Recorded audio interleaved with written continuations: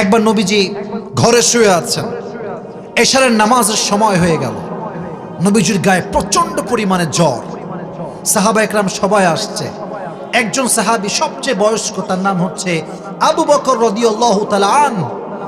নবীজি বলছে, আবু বকর, তোমাদের মাঝে এমন একজন ব্যক্তি আছে যাকে আল্লাহ তাআলা পুরো দুনিয়া দিতে চেয়েছেন, বাট সে দুনিয়াকে মাইনাস করে আল্লাহর সঙ্গে সাক্ষাৎ করাকে বেশি প্রিয় মনে করেছে। সুবহানাল্লাহ পড়লেন না?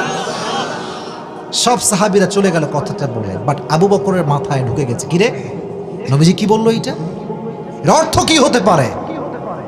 এবার ওনার মাথায় ঘুরছে, নবীর অর্থ কি হতে পারে, কি বোঝালেন, কি অর্থ? হঠাৎ করে মাথায় আসলো, এর অর্থ হচ্ছে নবীজির সময় দুনিয়াতে বেশি একটা বাকি আর নয়, নবীজি হয়তো বিদায় নিয়ে নেবে। এশারের নামাজের সময় হয়ে গেল, নবীজি আসে না। সবাই নবীর অপেক্ষায়, নবীজি কখন আসবে মসজিদে। নবীজি আসলেন না। আবু বকর ইমামের জায়গায় দাঁড়িয়ে গেল। আল্লাহু আকবার। নবীজি পাশেই শুয়ে আছেন তার ঘরে।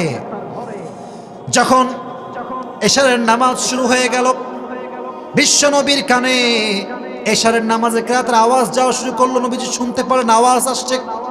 নবীজি বলেন, আয়েশা এদিকে আসো, আমাকে একটু তোলো, এদিকে তাকান, তোলো একটু, আমাকে উঠায় ধরো, জ্বরে আক্রান্ত হচ্ছে। তো আয়েশা পেছনে দুটি হাত দিলেন, এইভাবে উঠালেন, বললেন, ওই যে জানালাটা একটু খুলে দাও। জানালা খোলা হলো, দেখছে মসজিদ নববীতে সাহাবা একরামদের জামাত হচ্ছে। নবীজি চোখ দিয়ে তাকায় আছেন, তো তাকায় আছেন, চোখ আর নামে না। একটু পরে দেখছেন আয়েশা, নবী দুই চোখ বেয়ে পানি ঝরছে। আয়েশা বলছে, নবী আপনি কাঁদছেন কেন? আপনি কাঁদবেন কেন এখন? বলছে, আয়েশা এটা তো কোনো দুঃখের পানি নয়, এটা আমার সুখের পানি চোখ দিয়ে ঝরছে। এই জামাতের জন্য শত শত সাহাবী জীবন দিয়েছে। এই জামাতের জন্য আমার উহুদের ময়দানে রক্ত ঝরেছে। আমি আমার দান মোবারক শহীদ করেছি এই জামাতকে কায়েম করবার জন্য। আজকে আমি সেই জামাত আমার স্বচক্ষে দেখতে পাচ্ছি, উম্মতরা পড়তেছে। সুবহানাল্লাহ পড়ে সবাই। এটা আমার দুঃখের পানি নয়, এটা তো আমার সুখের পানি। আয়েশা আমাকে দেখতে দাও মন ভরে। উনি মন ভরে দেখলেন, এবার ঘুমিয়ে গেলেন। হাদিসটা কিন্তু লম্বা, একটু মনোযোগ দেবেন। যখন ফজরের নামাজের সময় হয়ে গেল, ফজরের ঠিক একটু পরে, নামাজের পরে দরজায় knock, someone is waiting outside. নবীজি বুঝলেন কেউ এসেছে। দরজা খোলা হলো, জিব্রাইল চলে আসছে। সুবহানাল্লাহ নাই আপনাদের সম্মুখে। এসেই নবীজিকে সালাম, আসসালামু আলাইকা ইয়া রাহমাতাল লিল আলামিন। নবী আপনি কেমন আছেন? আচ্ছা নবী, একটা কথা আগেই বলে দিই, এই যে কেমন আছেন এটা আমি জানতে চাইনি, এটা আল্লাহ নিজেই জানতে চেয়েছে।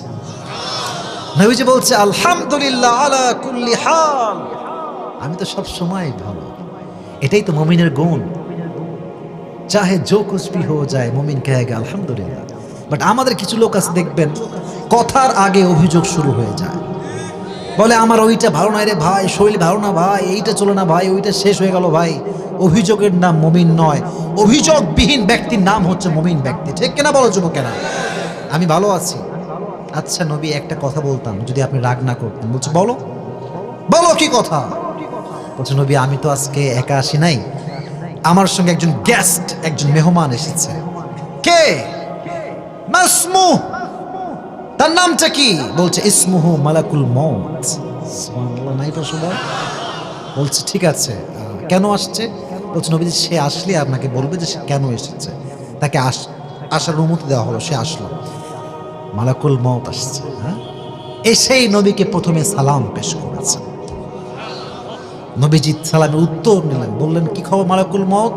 বলছে, নবী আপনি এই পুরো পৃথিবীতে এমন একজন মানুষ যার কাছে এসে আমি সালাম পেশ করেছি, জীবনে কখনো কাউকে আমি মালাকুল মউত সালাম পেশ করি নাই। সুবহানাল্লাহ পড়ে সবাই।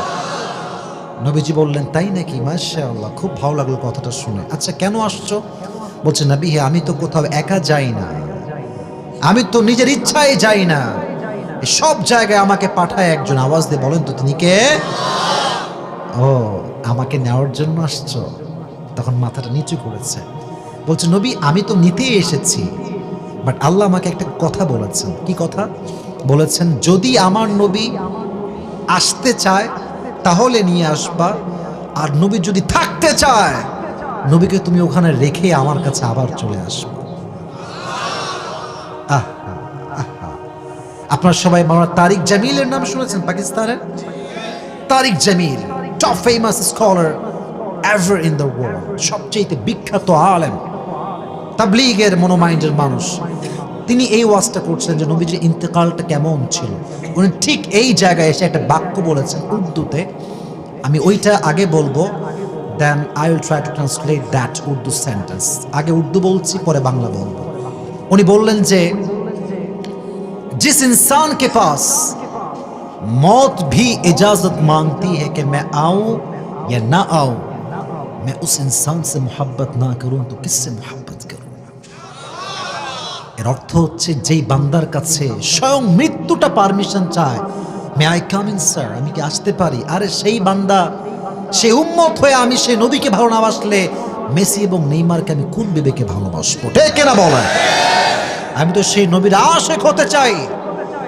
এখন একটা কথা মনে পড়ে গেল, আমরা সবাই এখানে আছি কোয়েলাবো, কোয়েলান। আপনাদের এই যে মুস্তাক ফয়েজি হুজুর আছে না, একটু পর পর বলে আমি কোয়েলাতাম নি, তো মানুষে বলেন কোয়েলান হুজুর। খুব সুন্দর, উনি মানে খুব মজার কথা বলে এবং এত হাসির কথা বলে, এটা বলা কোনো ভাষা আমার নাই।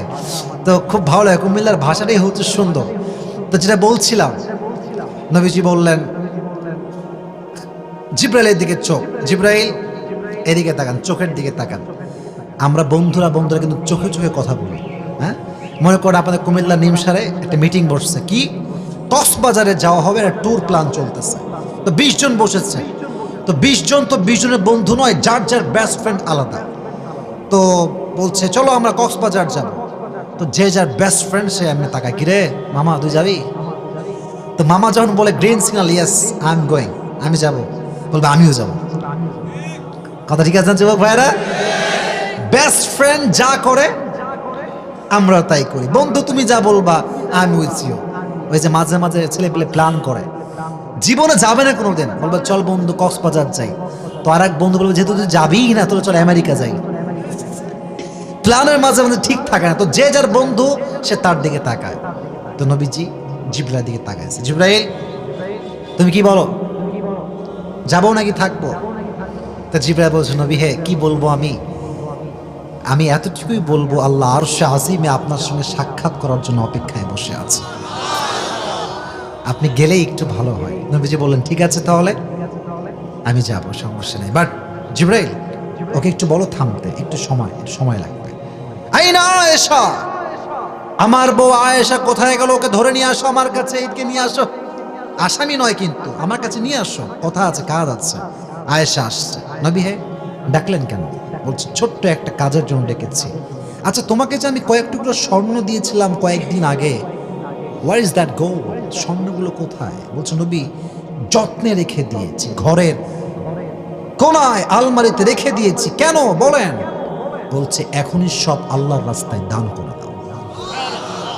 নবী রেখে দেই, কাজে দিবে, ফাতেমার জন্য, আমার জন্য, সবার জন্য। বলছে খবরদার এই কথা বলো না, সব দান করে দাও। কেন? বলছে আমি আল্লাহর সঙ্গে এমন একটা অবস্থায় সাক্ষাৎ করতে চাই যখন আমার কাছে এক চুল পরিমাণ কোনো সম্পদ ছিল না। আমি গরিব হয়ে মরতে চাই, কারণ গরিব, একটা হাদিসে আসছে গরিবরা বড়লোকের চাইতে 500 বছর আগে জান্নাতে প্রবেশ করবে। এবং গরিব যখন জান্নাতে যাবে, ওকে দাঁড় করানো, ভাই থামো, কি হয়েছে? হিসাব দাও। গরিব বলবে কিসের হিসাব? আমার কাছে কোনো মালই ছিল না, কিসের হিসাব? আল্লাহ বলবে ভাই সাইড দাও। আজকে গরিব যেহেতু ধৈর্য ধারণ করে এসেছে, ইন্নামা ইউওয়াফাস সাবিরুনা আজরাহুম বিগাইরি হিসাব, ওকে আজকে বিনা হিসাবে জান্নাত দিয়ে দাও। গরিবের আখিরাত হবে সুন্দর যদি সে 5 ওয়াক্ত নামাজি হতে পারে। নবীজি বলেন আমাকে গরিব হয়ে মরতে দাও, সব দান করা হলো। যখন নবীজি শেষ মুহূর্তে আসলেন, যে the last stage of the life, একদম শেষ মুহূর্তে, নবীজি 2টি শব্দ বললেন। প্রথমে বললেন আসসালাত, আসসালাত, আসসালাত, আসসালাত। সেকেন্ডলি তিনি বললেন ওয়ামা মালাকাত আইমানুকুম, উম্মতেরা তোমরা নামাজ ছেড়ে দিও না। নামাজ ছেড়ে দিও না। একটা মানুষ মরে যাচ্ছে, শেষ, সে মুহূর্তে সে মানুষটা কি গুরুত্বহীন কথা বলবে না গুরুত্বপূর্ণ কথা বলবে? গুরুত্বপূর্ণ কথা বলবে। শেষ তার জীবন, সে দামি কথাটাই বলবে যে নামাজ নামাজ।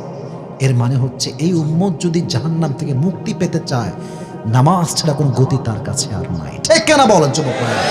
নামাজ হচ্ছে সবচেয়ে দামি সম্পদ। নবীজি শেষ কথা বললেন, শেষ রবের কাছে ফিরে চলে গেলেন, নামাজটা আমাদেরকে বুঝাই দিয়ে চলে গেলেন। সুবহানাল্লাহ পড়েন সবাই।